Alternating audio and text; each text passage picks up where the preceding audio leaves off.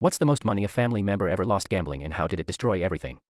When I was a kid, my Uncle Mark was the kind of guy everyone wanted around at family gatherings. He was loud, funny, generous to a fault.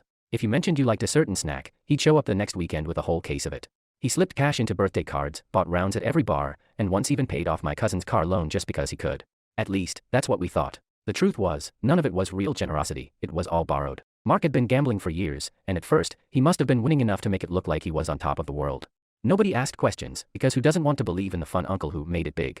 Then, the cracks started to show. His wife left him after she found out he'd emptied their joint savings. He stopped showing up to holidays. The flashy gifts dried up. My dad used to whisper about bad debts but never told us kids the details. The full story came out when my grandmother passed away. At the reading of her will, the family expected the house to go to my dad and his siblings. Instead, the lawyer explained the estate was already gone, signed over to cover hundreds of thousands of dollars in gambling debt. Mark had borrowed against my grandmother's property without telling anyone. When she died, there was nothing left to inherit. No house, no savings, nothing. Decades of her hard work gone in an instant.